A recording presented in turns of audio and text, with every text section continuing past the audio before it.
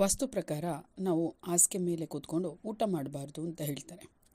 ಹಾಗಾದರೆ ಯಾಕೆ ಹಾಸಿಗೆ ಮೇಲೆ ಕೂತ್ಕೊಂಡು ಊಟ ಮಾಡಬಾರ್ದು, ಮತ್ತು ಹಾಸಿಗೆ ಮೇಲೆ ಏನೇನು ತಿನ್ನಬಾರ್ದು, ಯಾಕೆ ತಿನ್ನಬಾರ್ದು, ಅದರಿಂದ ಏನಾಗುತ್ತೆ ಅಂತ ಈ ವಿಡಿಯೋದಲ್ಲಿ ತಿಳಿಸ್ಕೊಡ್ತೀನಿ. ಅದಕ್ಕೂ ಮುಂಚೆ ಯಾರು ನನ್ನ ಚಾನಲ್ನ ಸಬ್ಸ್ಕ್ರೈಬ್ ಮಾಡದೆ ನೋಡ್ತಾ ಇದ್ದೀರಾ ಅವರು ಸಬ್ಸ್ಕ್ರೈಬ್ ಮಾಡಿಕೊಂಡು ಪಕ್ಕದಲ್ಲಿ ಬೆಲ್ ಐಕಾನ್ ಕ್ಲಿಕ್ ಮಾಡಿ, ಹಾಗೆ ವಿಡಿಯೋಗೆ ಒಂದು ಲೈಕ್ ಮಾಡಿ. ಮತ್ತು ನೀವು ಹಾಸಿಗೆ ಮೇಲೆ ಕೂತ್ಕೊಂಡು ತಿಂತಿದ್ರಾ ಮತ್ತು ತಿಂತಿರ್ಲಿಲ್ವಾ, ತಿಂತಿದ್ದವರಾದರೆ ಇನ್ನು ಮುಂದಕ್ಕೆ ತಿನ್ನಲ್ಲ ಅಂತ ಅಂದ್ಕೊಂಡಿದ್ದೀನಿ. ಅದನ್ನು ಕೂಡ ನಿಮ್ಮ ಅಭಿಪ್ರಾಯನ ಕಮೆಂಟ್ ಮುಖಾಂತರ ತಿಳಿಸಿ. ಇನ್ನು ಎಷ್ಟೊಂದು ಜನ ಹಾಸಿಗೆ ಮೇಲೆ ಕುಳಿತುಕೊಂಡು ಊಟ ತಿಂಡಿ ಮಾಡ್ತಾರೆ, ಕಾಫಿ ಕುಡಿತಾರೆ, ನೀರು ಕುಡಿತಾರೆ. ನಮ್ಮ ಹಿಂದೂ ಸಂಪ್ರದಾಯದಲ್ಲಿ ಅದನ್ನು ಒಪ್ಕೊಳ್ಳಲ್ಲ. ಅಂದರೆ ನೀವು ವಾಸ್ತು ಪ್ರಕಾರ ಹಾಸಿಗೆ ಮೇಲೆ ಕೂತ್ಕೊಂಡು ಊಟ ಮಾಡೋದಾಗಿರ್ಬೋದು, ನೀರು ಕುಡಿಯೋದಾಗಿರ್ಬೋದು, ಕಾಫಿ ಕುಡಿಯೋದಾಗಿರ್ಬೋದು, ಅದನ್ನು ನಿಷಿದ್ಧ ಅಂತ ಹೇಳ್ತಾರೆ. ನಮ್ಮ ಹಿಂದೂ ಸಂಪ್ರದಾಯದಲ್ಲಿ ಅನ್ನಕ್ಕೆ ವಿಶೇಷ ಸ್ಥಾನಮಾನ ಇದೆ.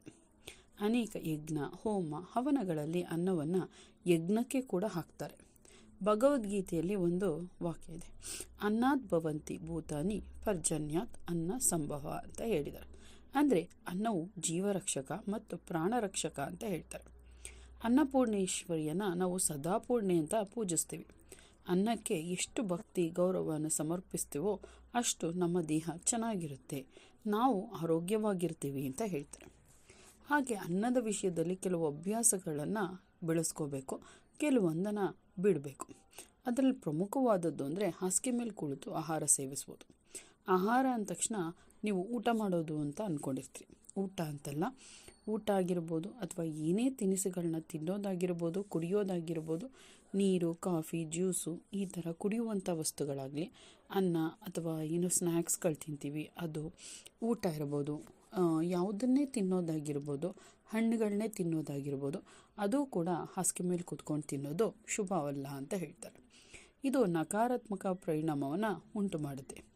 ಮಕ್ಕಳು, ವಿದ್ಯಾರ್ಥಿಗಳು ಏನಾದರೂ ಆ ಥರ ಮಾಡ್ತಾಯಿದ್ರೆ ಅವ್ರಿಗೆ ಜ್ಞಾಪಕ ಶಕ್ತಿ ಕಡಿಮೆ ಆಗುತ್ತೆ ಅಂತ ಹೇಳ್ತಾರೆ. ಇನ್ನು ವ್ಯಾಪಾರಸ್ಥರಿಗೆ ವ್ಯಾಪಾರದಲ್ಲಿ ನಷ್ಟಗಳು ಉಂಟಾಗುತ್ತೆ, ಜೀವನದಲ್ಲಿ ಕಷ್ಟಗಳು ಹೆಚ್ಚಾಗುತ್ತೆ ಅಂತ ಹೇಳ್ತಾರೆ. ಕೆಲವರು ಇದನ್ನು ನರಕವನ್ನು ಪ್ರಾಪ್ತಿಯಾಗುತ್ತೆ ಅಂತ ಕೂಡ ಹೇಳ್ತಾರೆ. ಹಾಗೆ ಹಾಸಿಗೆ ಮೇಲೆ ಏನಾದರೂ ಆಹಾರ ಸೇವನೆ ಮಾಡ್ತಾಯಿದ್ರೆ ಅದರಿಂದ ಮಹಾಲಕ್ಷ್ಮಿಗೆ ಕೋಪ ಬರುತ್ತೆ, ಮಹಾಲಕ್ಷ್ಮಿ ನಮ್ಮಿಂದ ದೂರ ಹೋಗ್ತಾಳೆ ಅಂತ ಕೂಡ ಹೇಳ್ತಾರೆ.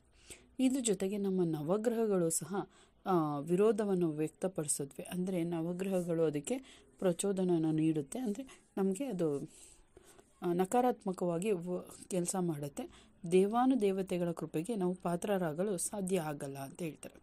ಜೊತೆಗೆ ಮನೆಯಲ್ಲಿ ಕಲಹಗಳು, ಗಲಾಟೆಗಳು, ಕೋಪ ತಾಪಗಳು ಹೆಚ್ಚಾಗುತ್ತೆ, ಮನಸ್ಸು ವಿಚಲಿತ ಆಗುತ್ತೆ, ಮನಸ್ಸಿನಲ್ಲಿ ಶುದ್ಧತೆ ಇರಲ್ಲ ಅಂತ ಹೇಳ್ತಾರೆ. ಹಾಗಾಗಿ ನಾವು ಇನ್ನು ಮುಂದೆ ಹಾಸಿಗೆ ಮೇಲೆ ಕೂತ್ಕೊಂಡು ನಾವು ಆಹಾರವನ್ನಾಗಲಿ, ಹಣ್ಣಾಗಲಿ, ಕುಡಿಯುವಂಥ ನೀರು, ಜ್ಯೂಸು, ಕಾಫಿ, ತಿಂಡಿ, ಸ್ನ್ಯಾಕ್ಸ್, ಊಟ ಇದು ಯಾವುದನ್ನು ಮಾಡಬಾರ್ದು ಅಂತ ಈ ವಿಡಿಯೋದಲ್ಲಿ ತಿಳಿಸ್ಕೊಡ್ತಾ ಇದ್ದೀನಿ. ವಾಸ್ತು ಪ್ರಕಾರ ಇದು ಶುಭ ಅಲ್ಲ. ನಿಮ್ಮ ಅನಿಸಿಕೆ ಅಭಿಪ್ರಾಯನ ಕಮೆಂಟ್ ಮುಖಾಂತರ ತಿಳಿಸಿ. ಹಾಗೆ ನನ್ನ ಚಾನಲಲ್ಲಿ ಇನ್ನೂ ಹಲವು ರೀತಿಯ ವಿಡಿಯೋಗಳಿವೆ, ಅವುಗಳನ್ನು ಕೂಡ ನೋಡಿ ನಮ್ಮನ್ನು ಪ್ರೋತ್ಸಾಹಿಸಿ. ಕೇಳಿದ್ದಕ್ಕಾಗಿ ಧನ್ಯವಾದಗಳು. ಮುಂದಿನ ವಿಡಿಯೋದಲ್ಲಿ ಸಿಗೋಣ.